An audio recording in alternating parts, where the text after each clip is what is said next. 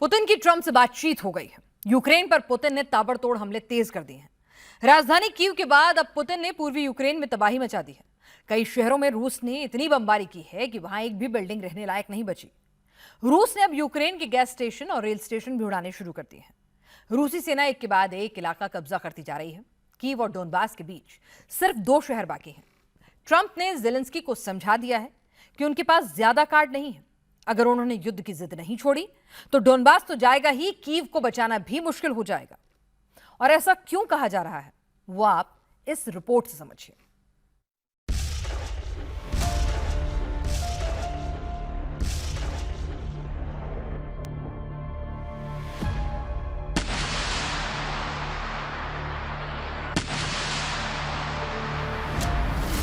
NATO का किला ध्वस्त, Zelensky की शिकस्त।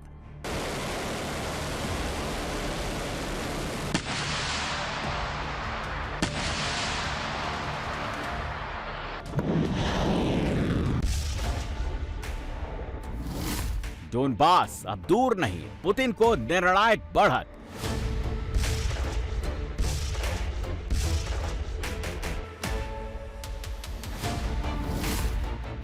जेलेंस्की युद्ध हार जाएंगे, ट्रंप अब नहीं बचा पाएंगे।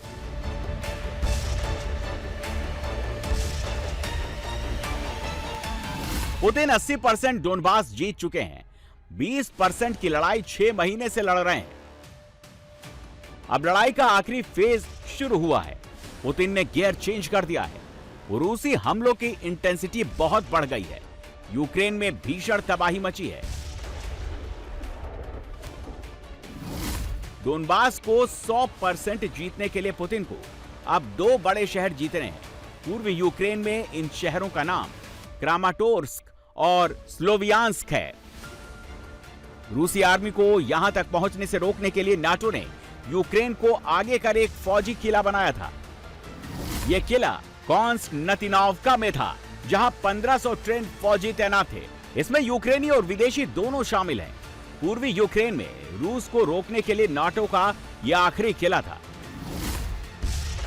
पुतिन ने नाटो के इस किले को बम मारकर चकनाचूर कर दिया। यहां ना तो नाटो का निशान बचा, ना ही यूक्रेन की सेना। एक एक इमारत खंडहर हो चुकी है। शहर भूतिया बन चुका है। और डोनबास के आखिरी 2 शहर जीतने के लिए रूस की ड्रोन आर्मी ताबड़तोड़ हमला कर रही है। टैंक बटालियन तेजी से आगे बढ़ रही है। पुतिन के लिए क्रामाटोर्स्क और स्लोवियांस्क जीतने के बाद यूक्रेन की राजधानी कीव की तरफ कूच करने का रास्ता खुल जाएगा। डोनबास में नाटो का किला तहस नहस होने के बाद यूक्रेन बहुत कमजोर है। पुतिन ने इसीलिए हमले बहुत तेज करने का आदेश दिया है। रूसी सेना यहां पर फैब 500 ग्लाइडेड बमों से हमले कर रही है। रूस ने यहां यूक्रेन के ड्रोन कंट्रोल हेडक्वार्टर को उड़ा दिया। रूस ने एक साथ 4 फैब 500 बम मारे। इन्हें फाइटर जेट से लॉन्च किया गया। यूक्रेन के एंटी ड्रोन सिस्टम वहां कुछ नहीं कर पाए। रूस के फैब 500 बमों ने यूक्रेन के ड्रोन हेडक्वार्टर को उड़ा दिया। उसके आसपास बने स्ट्रक्चर भी तबाह कर दिए। रूस के फैब 500 बम हाई एक्सप्लोसिव एरियल बम है। इनमें 500 किलो तक का बहुत ही खतरनाक विस्फोटक लगा होता है, जो आर्मी के बंकर और हथियार डिपो को उड़ाने की क्षमता रखता है। फैब 500 बम को सोवियत काल में डेवलप किया गया था, जो फ्री फॉल अनगाइडेड बम था। रूस ने अब इसे गाइडेड स्मार्ट वेपन में बदल दिया। अब इसे 60 से 70 किलोमीटर दूर से लॉन्च किया जा सकता है। अब इसमें जेट इंजन लगाए जाने के बाद इसकी मारक क्षमता 120 किलोमीटर तक हो चुकी है। अब सवाल है, पुतिन को डोनबास क्यों चाहिए? इसकी 2 बड़ी वजहें, एक सामाजिक, दूसरा आर्थिक।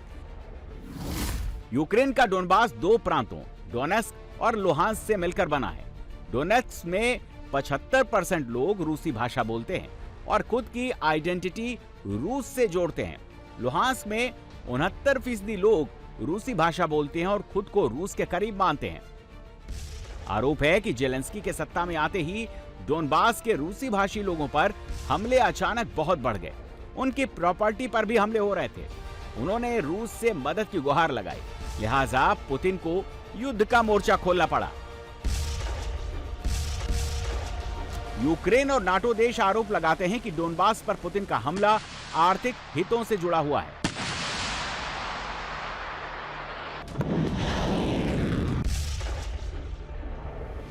डोनबास में कोयले के विशाल भंडार हैं।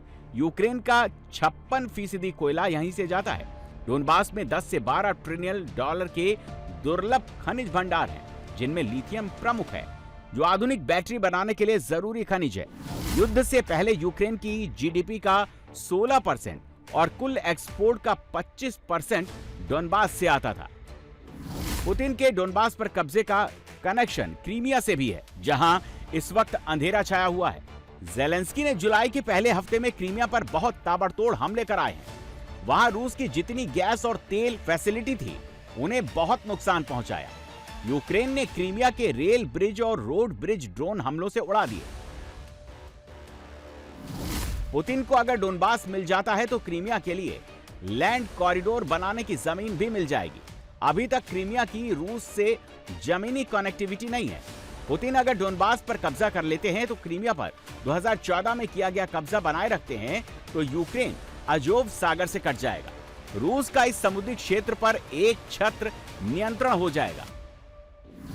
अजोव सागर दुनिया का सबसे उथला समंदर है, जो पूर्वी यूरोप में स्थित है और इसके नॉर्थ वेस्ट में यूक्रेन और पूर्व में रूस है। पश्चिम में क्रीमिया है। अजोव सागर 340 किलोमीटर लंबा और 135 किलोमीटर चौड़ा है। स्ट्रेट ऑफ कर्च के जरिए ये काला सागर से जुड़ा हुआ है। अजोव सागर की औसतन गहराई सिर्फ 14 मीटर है। दुनिया के बाकी समंदरों की तुलना में इसका पानी बहुत कम खारा है। यहाँ बहुत बड़ी तादाद में मछलियां पाई जाती हैं। यहाँ नेचुरल गैस के भी प्रचुर भंडार हैं। अजोव सागर में रूस का कंट्रोल होने से यूक्रेन को अपने 2 बंदरगाहों मारियोपोल और बर्डियांस्क से हाथ धोना पड़ेगा। यूक्रेन को अपना सामान भेजने के लिए काला सागर भेजना पड़ेगा। इससे लागत बढ़ेगी और टाइम भी बहुत लगेगा। इसीलिए डोनबास की लड़ाई सिर्फ रूसी भाषा बोलने वाले लोगों को बचाने की लड़ाई नहीं है। ये बहुत बड़ा आर्थिक युद्ध है, जिसे किसी भी कीमत पर पुतिन जीतना चाहते हैं। जून में यूक्रेनी सेना की टुकड़ियों को 6 बस्तियों से खदेड़ दिया गया। रूस ने कोस्त्यांतिनिवका शहर पर कब्जा कर लिया। मैं ये बताना चाहता हूं कि कोस्त्यांतिनिवका पर कब्जा करना यूक्रेन सेना की उन टुकड़ियों को खत्म करने की दिशा में पहला लेकिन बहुत अहम कदम है, जो अभी स्लोवियांस्क, क्रामाटोर्स्क, कोस्त्यांतिनिवका इलाके में डटी हुई है। जैसा कि आपने कहा कि ये एक मजबूत सुरक्षा वाला इलाका है, जहां दुश्मन ने सुरक्षा के लिए कई स्तरों वाला सिस्टम बनाया है। और स्लोवियांस्क, क्रामाटोर्स्क, द्रुजहकिवका और कोस्त्यांतिनिवका शहरों को एक ही रक्षा क्षेत्र में बदल दिया है। ज़ेलेंस्की ने पुतिन के इस दावे को खारिज कर दिया कि रूस ने पूर्वी यूक्रेन के बड़े शहरों पर कब्जा कर लिया है। यहां नाटो समेत 1500 सैनिक अड्डा जमाकर रूस से मोर्चा ले रहे थे। ज़ेलेंस्की ने पुतिन को चुनौती दी है कि अगर कोस्त्यांतिनिवका सच में उन्होंने जीत लिया है तो फिर 1-to-1 मीटिंग वहीं क्यों नहीं कर लेते हैं। हालांकि ऐसी ही बातें पोक्रोवस्क जीतने के बाद भी ज़ेलेंस्की ने की थी, लेकिन सच्चाई यही है कि यूक्रेन के गेटवे कहे जाने वाले पोक्रोवस्क पर अब पूरी तरह रूस का कब्जा है। ज़ेलेंस्की ने फ्रंट लाइन पर लड़ रहे अपने बहादुर सैनिकों को सम्मानित करते हुए कहा, पुतिन पर करारा प्रहार किया।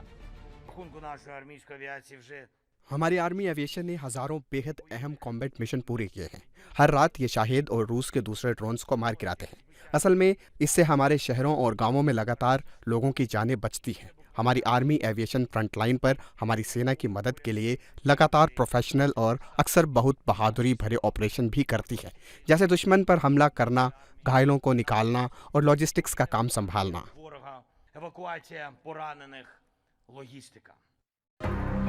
डोनबास की लड़ाई में पुतिन अब बहुत आगे बढ़ गए हैं। खार्किव, नेप्रोपेट्रोवस्क, ज़ेपोरिज़िया, खेरकान के बड़े हिस्से पर रूसी सेना काबिज हो चुकी है। ज़ेपोरिज़िया में बीती रात रूस ने भीषण अटैक किया। ड्रोन और एरियल गाइडेड बमों से हमला किया। रूसी हमले में 16 अपार्टमेंट बर्बाद हो गए। कुछ अपार्टमेंट्स में आग लग गई, कुछ के दरवाजे शीशे टूट गए, घरों में रखा सामान तबाह हो गया। стороны все стекла, абсолютно. इस तरफ का सारा कांच टूट गया है, सब कुछ। अच्छा हुआ मैं लेटी हुई थी, क्योंकि अगर मैं भगवान न करे खड़ी होती तो पता नहीं क्या होता। दादाजी को कांच से चोट लगी है, वो बिस्तर पर ही हैं।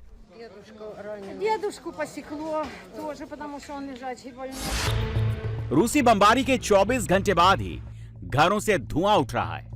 अपार्टमेंट के बाहर मलबा बिखरा हुआ है। लोग अपना कीमती सामान फिर सहेज रहे हैं। घरों के बाहर खड़ी कारें भी कबाड़ हो गई हैं।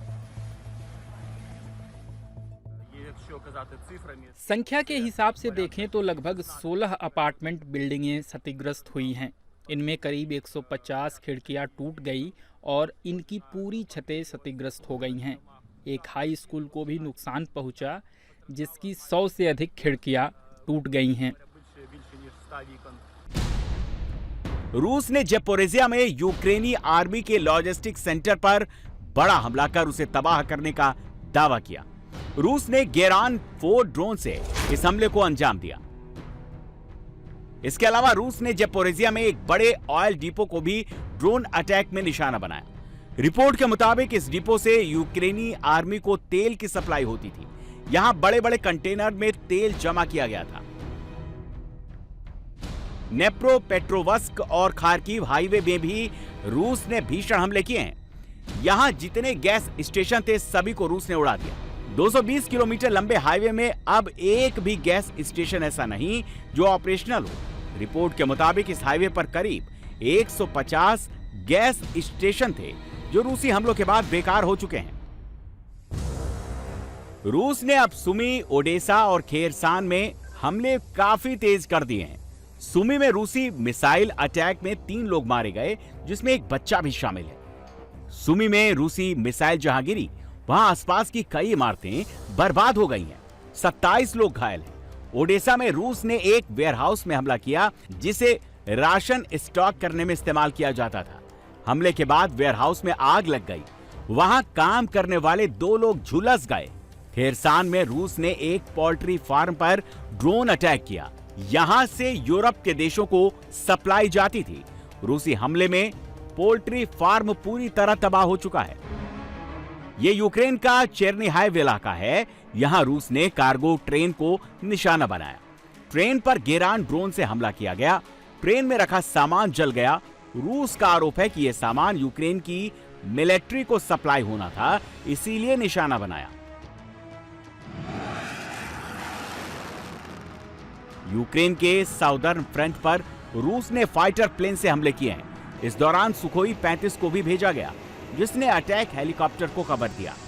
ऐसा यूक्रेन के एयर डिफेंस से बचाने के लिए किया गया। रूस का दावा है कि उसके एयर डिफेंस ने यूक्रेन की लंबी दूरी की 10 फ्लेमिंगो क्रूज मिसाइल को हवा में ही मार गिराया। यूक्रेन ने फ्लेमिंगो क्रूज मिसाइल से मॉस्को समेत कई प्रांतों में हमले किए, जिनमें रूसी रिफाइनरी को काफी नुकसान पहुंचाया था। क्रूज मिसाइलें आमतौर पर 450 किलो विस्फोटक लेकर उड़ान भरती हैं। Ukraine flamingo cruise missile 1150 kilo का वॉरहेड लेकर उड़ान भरती है। इसकी रेंज 3000 किलोमीटर है। कम ऊंचाई पर उड़ान भरने की वजह से फ्लेमिंगो मिसाइलों को ट्रैक करना भी मुश्किल होता है। कीव पर सबसे बड़े हमले और पूर्वी यूक्रेन में एक और शहर पर कब्जे के बाद ट्रंप को फिर यूक्रेन रूस जंग की याद आई है। ट्रंप ने पुतिन को यूक्रेन युद्ध में डील कराने का ऑफर दिया है। ट्रंप ने पुतिन से करीब 1 घंटा 25 मिनट तक बात की। ट्रंप ने ज़ेलेंस्की से भी बात की। ट्रंप ने दामाद कुशनर और विशेष दूत विटकॉफ को मॉस्को भेजने का फैसला किया, जबकि नाटो में शामिल यूरोप के 26 देश रूस पर और कड़े प्रतिबंध लगाने की बात कर रहे हैं। पुतिन उन्हें ओरेशनिक मिसाइलों की याद दिला रहे हैं। रूस कई बार ओरेशनिक मिसाइल की टेस्टिंग कर चुका है। इसका गैर परमाणु वर्जन यूक्रेन के भी खिलाफ दाग चुका है। इसको अमेरिका के किसी भी एयर डिफेंस सिस्टम में रोक पाने की ताकत नहीं है। रूस की ओरेशनिक मिसाइल हाइपरसोनिक स्पीड से दुश्मन पर प्रहार करती है। पूरा यूक्रेन इसकी जद में है। यूक्रेन के पास एक भी ऐसा एयर डिफेंस सिस्टम नहीं है जो उसे ओरेशनिक से बचा सके। ओरेशनिक मिसाइल 5500 किलोमीटर तक मार कर सकती है। 13,000 किलोमीटर प्रति घंटे की रफ्तार से उड़ान भरती है। ये MIRV ले जाने में सक्षम है। एक बार में 3 से 6 वॉरहेड ले जा सकती है। ये परमाणु वॉरहेड भी ले जा सकती है। ये रास्ता बदलते हुए हाइपरसोनिक स्पीड से चलती है। इसे इंटरसेप्ट करना असंभव माना जाता है।